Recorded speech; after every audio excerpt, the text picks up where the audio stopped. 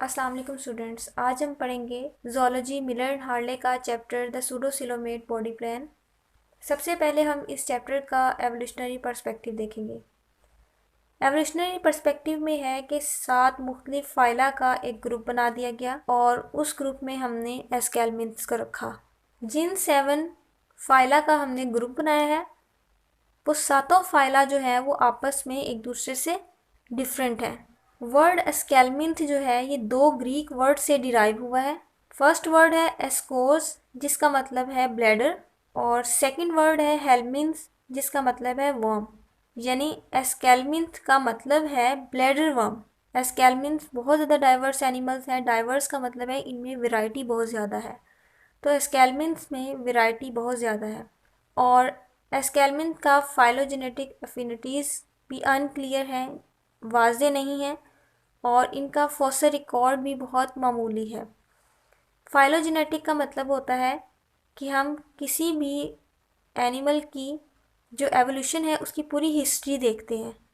और अफिनिटीज़ का मतलब है कि हम एनिमल के दरमियान रिजेम्बलेंस देखते हैं, यानी उन एनिमल्स की आपस में मुशाबहत कितनी है। और फिर हम उस मुशाबहत को देखकर हमें पता चलता है कि उन एनिमल का डेसेंट क्या है, कॉमन डेसेंट क्या है।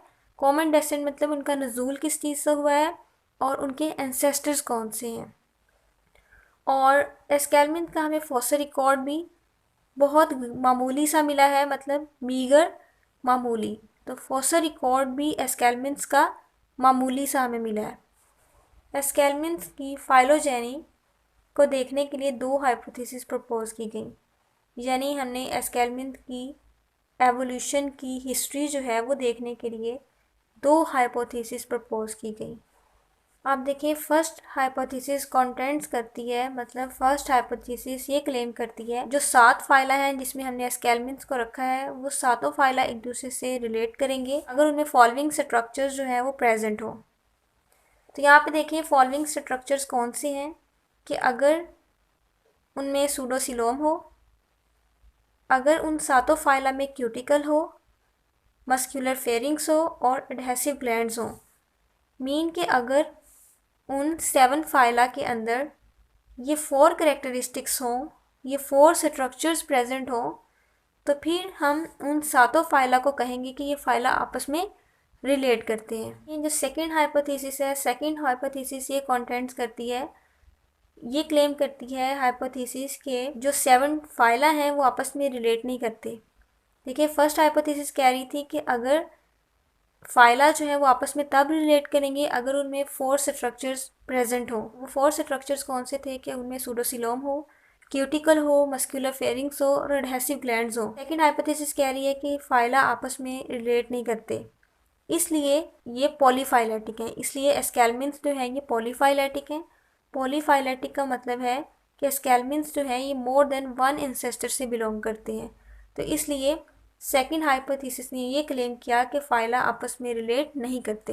देखिए, सेकंड हाइपोथेसिस के मुताबिक absence of any single feature, यानी हमने फर्स्ट हाइपोथेसिस के अंदर जो 4 स्ट्रक्चर्स बताए हैं कि अगर उन फाइला में 4 स्ट्रक्चर्स कॉमन हों, यानी सातों फाइला के अंदर वो 4 स्ट्रक्चर्स मौजूद हों, तो फिर हम कहेंगे कि ये एनिमल आपस में रिलेट करते हैं। सेकंड हाइपोथेसिस ने कहा उन एनिमल के अंदर कोई भी एक स्ट्रक्चर अगर एब्सेंट है तो फिर वो एनिमल्स आपस में रिलेट नहीं करते।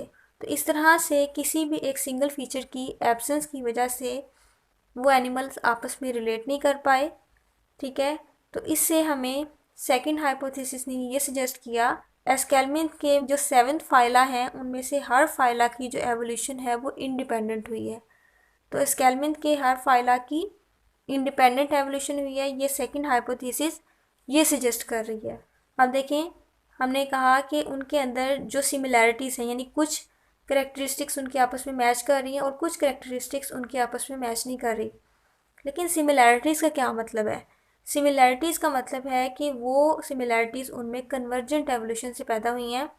कन्वर्जेंट एवोल्यूशन का मतलब होता है कि जब डिस्टेंटली रिलेटेड ऑर्गेनिज्म, मतलब डिस्टेंटली रिलेटेड ऑर्गेनिज्म, यानी वो ऑर्गेनिज्म जिनकी कुछ करेक्टरिस्टिक्स आपस में मैच करती हैं और कुछ करेक्टरिस्टिक्स आपस में मैच नहीं करती, तो ऐसे ऑर्गेनिज्म अगर सिमिलर इन्वायरमेंट में रह रहे हैं तो सिमिलर नेसेसिटीज़ की वजह से वो सिमिलर ट्रेट अडेप्ट कर लेते हैं, यानी उनमें अडेप्टेशन पैदा हो जाती है। इस वजह से उनकी सिमिलैरिटीज़ की वजह क्या है? Convergent evolution. अब देखिए यहाँ पे हम प्रोबेबल फाइलोजेनी की बात करते हैं। तो प्रोबेबल फाइलोजेनी हम कहते हैं कि जो 7 डिफरेंट फाइला हैं उनमें प्रोबेबल फाइलोजेनी है। प्रोबेबल फाइलोजेनी का मतलब है कि वो ऑर्गेनिजम्स आपस में डिस्टेंटली रिलेटेड है।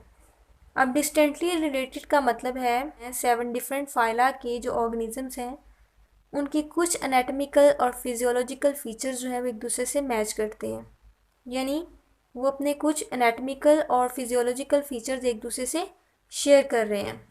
लेकिन उन फाइला में जो ऑर्गेनिजम्स हैं उनमें एनालोगस सिमिलैरिटीज़ भी हैं। अब देखिए एनालोगस सिमिलैरिटीज़ जो है वो क्या होती हैं।